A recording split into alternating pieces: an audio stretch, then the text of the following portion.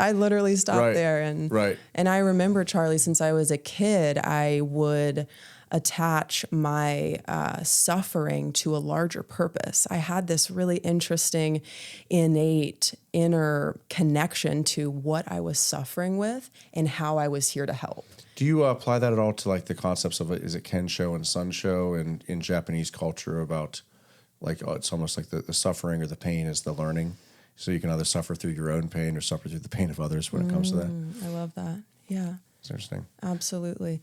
And I love the topic of alchemy. And I think we brought forward the teaching of the disease of more. So we all can relate, especially with technology and where is our attention going? And then for me, releasing the substance, thank God, I realized I was still running. And every day, how can I come back into my body and not numb, to actually expand capacity to feel? But I'd love to speak on alchemy. You brought that up, and I'd like to get to that. Yeah, please. We can pin that. The addiction aspect of the disease of more, I'm not against that. I can see that. And it also links with it almost, it's an avoidance versus a purpose, is another way I look at it, which is why it leans into that, because the disease of more or the concept of more is really using that to fuel the avoidance of whatever else it is that's the discomfort. And that's not to say that all marijuana users are, everyone uses a different thing for a different reason. Yeah. There are people that if they do cocaine, they can't stop using cocaine until their bank account's empty. There are other people that can have Adderall or cocaine, they can use it. And that's not to suggest that these things aren't very dangerous substances.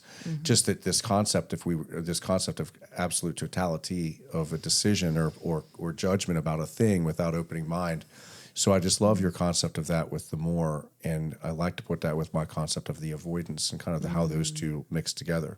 Yeah. So I think people that have gone through those kind of like self-thought, there's a lot of people, when I first started going to therapy, I was very concerned with whether or not I was exhibiting alcoholism traits, right? And so when I first started getting into just this concept of how the hell do I stop wanting to, like, why does it speak? How can I make it less dangerous in my mind, right? That was the really big thing for me. And then there was this, I think it's based on society and kind of the criminal defense work. But I was very concerned, because I had turned to kind of like social and like alcohol sort of scenarios that were very often my after work, events. However, the question is at what point in time, this label of alcoholism or addict, and I'm very against these labels because it then like shuts down more. So I guess I'm saying all of this to kind of preface the conversation that we actually want to have, and that's, can we drop into the concept of alchemy without the kind of the voodoo stuff, I think, that people, or woo-woo stuff that other people are just unable to kind of get there. It's like just too big of a chasm.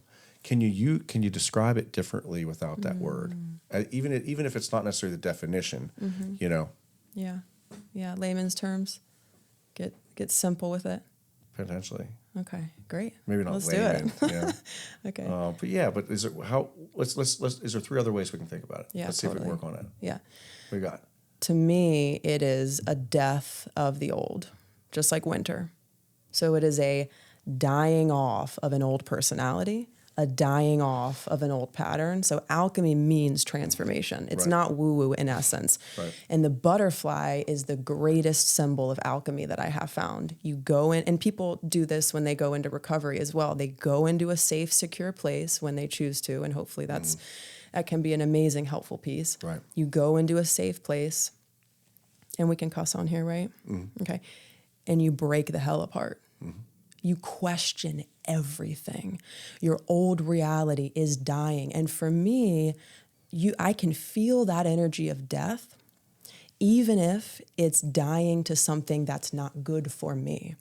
So there is this really intense dying off and this questioning and this, the butterfly turns into goop, and it just, everything is up in question. Who am I? What are my beliefs? So the foundation of your psychology is being shaken, and it goes in stages, right? And it's a spiral path, meaning I don't feel that we alchemize something once or that we transform an aspect of our psyche or soul once, but we go on this journey and here it is again, and here is the same pattern, but we're not the same. So that's how I would say it. And then the butterfly breaks down. And I learned that if you try and get a butterfly out of the cocoon, it dies, right? So it needs to hit the resistance of the cocoon. So there's that point of strengthening and breaking into a new level. That's the piece of when it's the absolute worst, you are seconds from a breakthrough. And then you come out as a different being. So you're reshaped in your identity. You're reshaped in your psychology. And then you go out there and you're like a snake with new skin. You're tender. There's this flavor of new beginnings. So I'll pause there for now.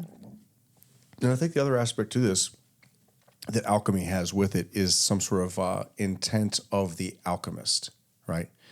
There's the ability to actually manufacture that over time intentionally.